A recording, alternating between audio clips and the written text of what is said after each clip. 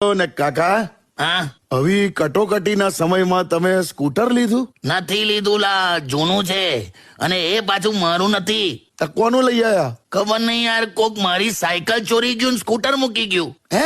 બોલ કેવું કેવાય, હવે પેટ્રોલ મારે ભોગવવાનું, લાઈનમાં મારે ઉભું રહેવાનું. કેવો હોશિયાર ચોર હશે. અલા શું વાત કરો? આવા ટાઈમે સ્કૂટર મૂકી જવાય યાર. બાપરે બાપ. તું પરિસ્થિતિ વિચાર, અત્યારે લગનના ચાંદલામાં લોકો 5 લીટર પેટ્રોલ સ્વીકારે છે. હા, મને ખબર પડી. કર્મ કોઈને મુકતું નથી. કેમ? કોરોનાના ટાઈમમાં પેટ્રોલ પંપ વાળા નવરા હતા, અત્યારે આપણને કરી દીધા.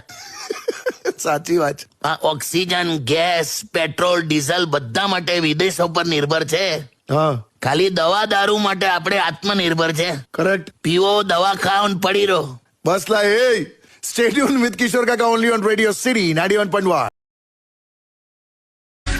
વેલકમ બેક કાકા.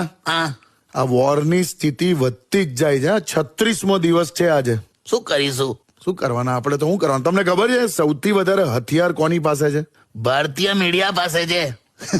દિવસ રાત ફોડ ફોડ જ કરે છે પણ પત્તા જ નહીં.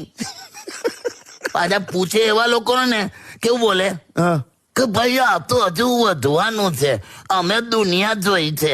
એટલે આ દુનિયા જોવા માટે પાસપોર્ટ જોઈએ, તારી પાસે બેંકમાં આપવા કેવાયસી ના ડોક્યુમેન્ટ નહીં. હું તો કહું છું હથિયાર ભલે યુએસ પાસે હોય, વધારે હોય, હા, પણ કોઈ પણ યુદ્ધ પછી છેલ્લે ટેબલ પર બેસીને જ સમાધાન આવે. કરેક્ટ. તો કરી નાખવાની યાર. એટલે પણ તમારી વાત થોડો ટ્રમ્પ સાંભળવાનો છે યાર. હું તો ભગવાનને થેન્ક યુ કહું છું કે આપણે અહીંયા છે. હા, હા, ખરેખર. બાકી જોઈ લો, આ તો ટેક્સ થી બચવું હોય ને તો દુબઈ જવાય, બાકી બોમ્બ ને મિસાઇલ થી બચવું હોય તો ભારતમાં જ રહેવાય. ક્યાં વાત છે કાકા, બિલકુલ કરેક્ટ. તારે સ્ટે ટ્યુન વિથ કિશોર કાકા ઓનલી ઓન રેડિયો સિટી 91.1. વેલ, હું જયારે સ્કૂલમાં હતો ને હા, ત્યારે ઇંગ્લિશના પીરિયડમાં છે ને પેલું એસે લખવાનું હોય, નિબંધ એમ એસે. હા, તો હવે ઇંગ્લિશ ફાવે નહીં, સમજ્યા વગર બધું ગોખી ગોખીને લખીએ. તો છેલ્લા 3-4 વર્ષમાં એવું જ પૂછાયેલું માય બેસ્ટ ફ્રેન્ડ પર. તો બધા તૈયારી કરીને ગયા, આખું ગોખી કાઢેલું બધું, અને એક્ઝામમાં ચેન્જ થઈ ગયું. શું? માય ફાધર પર આવ્યું, માય ફાધર, પપ્પા. અચ્છા. હવે પેલું તો ગોખેલું હતું બધું. પછી? તો બધા એવું નક્કી કર્યું કે આપણે ફ્રેન્ડ ની જગ્યાએ ફાધર શબ્દ વાપરવાનો, બાકી બધું સેમ ડિટ્ટો વાપરવાનું એમ. હે? લા તું નહીં માને, આખો એસે એવો થઈ ગયો ને પેલા શિક્ષકના માથે ધનુર ઉપડેલું. એટલે ફ્રેન્ડ ની જગ્યાએ ફાધર યુઝ કરે તો વાક્ય કેવા થઈ જાય? શું લખેલું? I have lot of fathers. હવે આખું બજાવશે. I have lot of fathers ને I can make fathers quickly. My some fathers are male and some fathers are female.